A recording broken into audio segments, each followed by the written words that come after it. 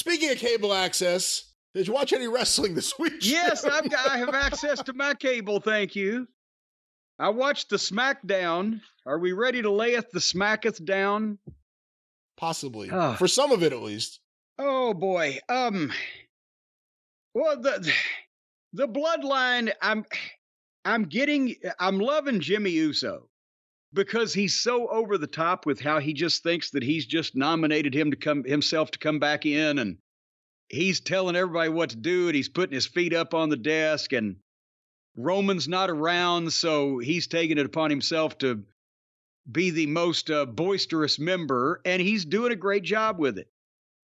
And they started and this was SmackDown for September 29th, by the way. We're at the end of the month already.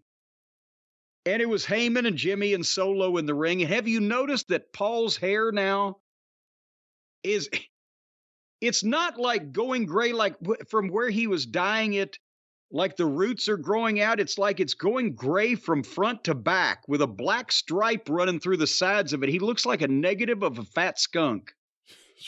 Have you seen? I'm telling you, it's white on top and it's white on the bottom. It's a black stripe going around. It only goes around the fucking sides. There's nothing on the top. It's probably the hair dye washing out. As we're watching it? Anyway, it's just evaporating. It's like invisible ink. So they pitched to the last week the contract signing thing with Cena, but he's got no partner because they heard AJ and LA Knight had COVID, but we're not supposed to know that. And then AJ has COVID too? Or not AJ, but LA Knight. You said AJ and LA Knight have COVID. No, I said they hurt AJ and LA Knight has COVID. I thought LA Knight and AJ were having a good time and they both got COVID. No. They used protection.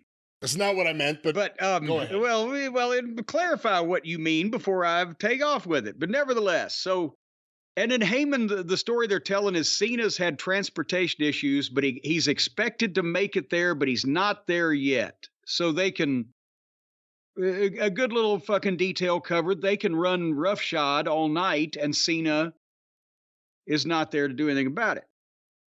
And AJ's in the hospital.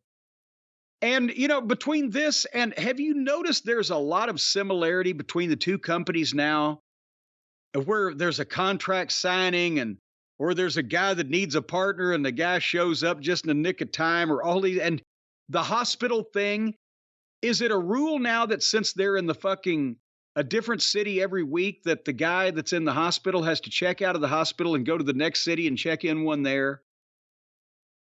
Because it kind of looks like it in AEW with Roderick Strong. He's constantly coming out of the hospital, but they're in a different city every week.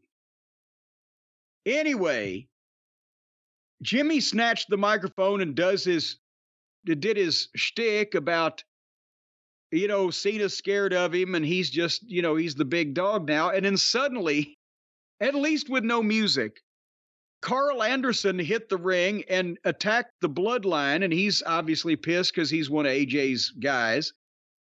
And the heels went to the fucking floor, and Paul whispered at Solo. And then Solo told Jimmy that he better handle this or elsewise I will. And they just went to the break before anybody handled anything.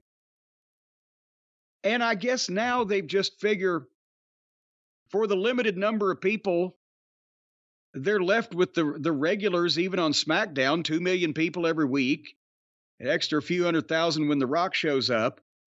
They'll know that we just went to the break, that the show is not over.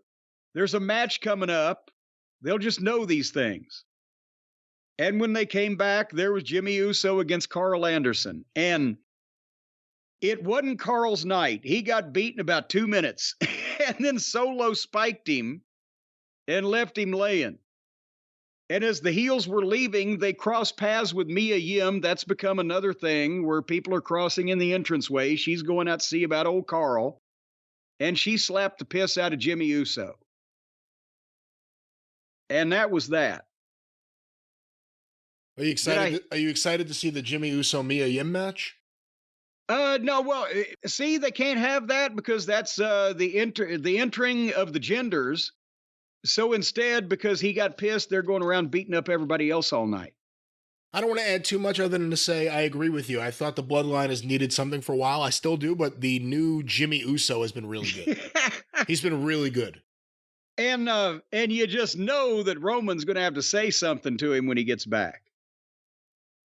And then they also had Escobar and Rey Mysterio in separate backstage interviews killing each other with kindness about their big championship match that was going to come up later on tonight.